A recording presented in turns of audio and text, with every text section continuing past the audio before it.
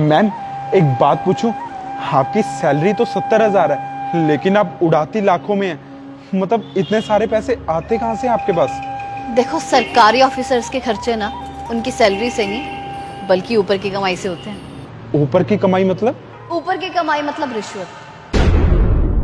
तुम नए नए आए हो ना अभी, 10 मिनट के अंदर तुम्हें लाखों रुपए कमा कर दिखाती हूँ। हेलो, एक्सक्यूज मी, इधर आओ। ऐसे करता हूँ मैं। हाँ जी मैम। इस बिल्डिंग की कंस्ट्रक्शन अभी की अभी रोक दो। कंस्ट्रक्शन रोक दो? पर क्यों? मतलब ये कि मैं इस एरिया की म्युनिसिपल कॉर्पोरेशन की हेड हूँ।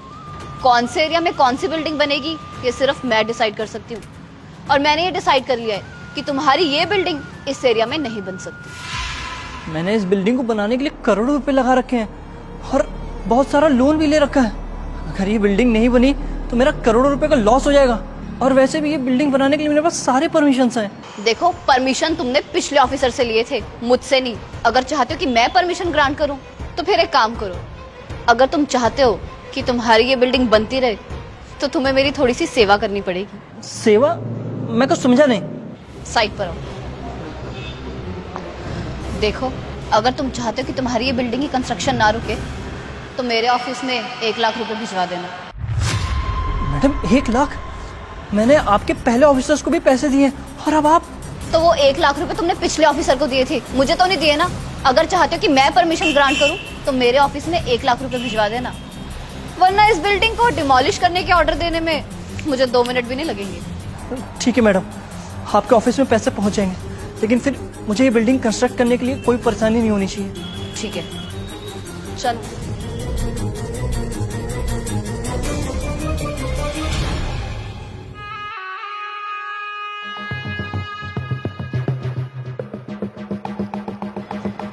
हाँ, उधर काम शुरू करो, मैं आता हूँ। मिस्टर विनीश, म्युनिसिपल कॉर्पोरेशन की तरफ से ऑर्डर्स है, इस बिल्डिंग की कंस्ट्रक्शन को अभी के भी रोक दीजिए। क्या? ये क्या कर रहे हो? और कुछ दिन पहले आप भी तो आए थे मैडम के साथ, और आपने भी देखा था मैंने मैडम को 1 लाख रुपए रिश्वत दी, अब उसके बदले मैडम ने मुझे ये बिल्डिंग कंस्ट्रक्ट करने के लिए परमिशन भी दी थी। और अब ये? देखिए सर, हमें इसके बारे में कुछ भी नहीं पता है। हमें पीछे से ऑर्डर्स आए और हमें वो फॉलो करने पड़ेंगे। आपके पास 1 घंटा है, 1 घंटे में बुलडोजर आएगा और आपकी इस पूरी बिल्डिंग को डिमोलिश कर देगा। अगर 1 घंटे में कुछ कर सकते हैं तो इट्स ऑन यू। ठीक है, मैं मैडम से बात करता हूँ। मैडम ऑफिस होंगी ना?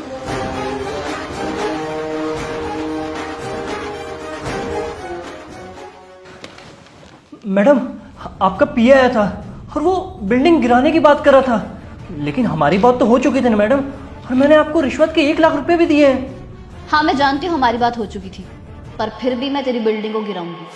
लेकिन क्यों मैडम? अब आप ये सब क्यों कर रहे हो? देख, मैंने जानबूझकर अपने पीए को तेरे पास भेजा था ताकि तू मजबूर हो जाए मेरे पास यहाँ आकर बात करने के लिए। क्या मतलब? मैं कुछ समझा नहीं। उस दिन मैंने तुझसे 1 लाख रुपए लिए थे, पर मुझे बाद में रियलाइज हुआ कि तेरी बिल्डिंग तो करोड़ों की है ना, उसके लिए 5 लाख की रिश्वत तो लगेगी। तो अगर तू चाहता है कि तेरी करोड़ों की बिल्डिंग का नुकसान ना हो तो मुझे 5 लाख रुपए रिश्वत दे। मैडम देखिए, आप ये बहुत गलत कर रही हैं। मैंने आपके कहने पे आपको 1 लाख रुपए की रिश्वत दी और आप अब 5 लाख रुपए की रिश्वत मांग रही हैं। देख, मेरे सामने बहस मत कर। तू मेरी पावर को जानता नहीं है। मैं जिस पोजीशन पर हूं ना, एक कॉल करूंगी और तेरी करोड़ों की बिल्डिंग का नुकसान हो जाएगा। अब तो डिसाइड कर ले, 5 लाख रुपए रिश्वत या करोड़ों की बिल्डिंग। नहीं मैडम, आप ऐसा कुछ मत करिए। कल तक आपको 5 लाख रुपए मिल जाएंगे, लेकिन इसके बाद मेरे काम में कोई परेशानी नहीं आनी चाहिए। 1 सेकंड रुक, बैठ। ये रहे तेरे 1 लाख रुपए। नहीं चाहिए ये रिश्वत, और ना ही वो 5 लाख रुपए। मैं कोई रिश्वतखोर नहीं हूं। ये क्या कह रहे हो मैडम? मुझे कुछ समझ नहीं आ रहा।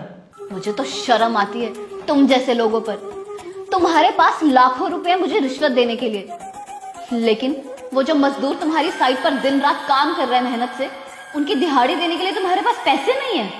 ये आप क्या बोल रहे हो मैडम? मुझे कुछ समझ नहीं आ रहा है। तुम्हारी साइट पर एक रमेश अंकल काम करते हैं, जिन्हें पिछले 2 महीने से तुमने उनकी तनख्वाह नहीं दी है।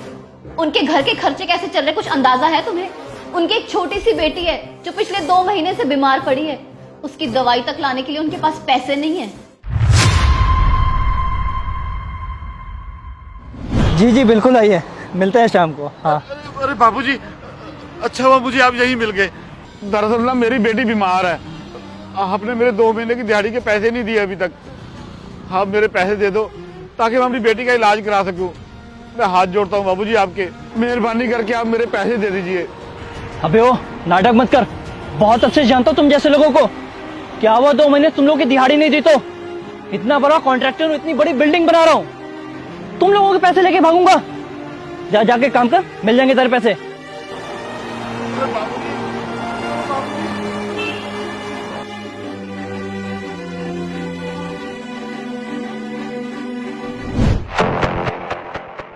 जिस रमेश अंकल की मैं बात कर रही हूँ, उनकी पत्नी मेरे घर पे काम करती है। वो बेचारी उस दिन रो रोकर मुझसे कुछ पैसे उधार मांग रही थी। मैंने पूछा उनका पति क्या करता है, तो उसने मुझे बताया कि वो तुम्हारी साइट पर पिछले 2 महीने से मजदूरी कर रहा है, और वो जब भी तुम्हारे पास आके अपनी तनख्वाह मांगता है तुम उसे जलील करके भगा देते हो।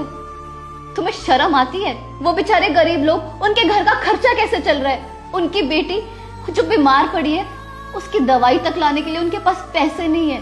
तुम जैसे लोगों की ना नियत ही खराब है। तुम्हारे पास लाखों रुपए रिश्वत देने को है, लेकिन उन बेचारे गरीबों की तनख्वाह देने के लिए तुम्हारे पास कुछ पैसे नहीं है।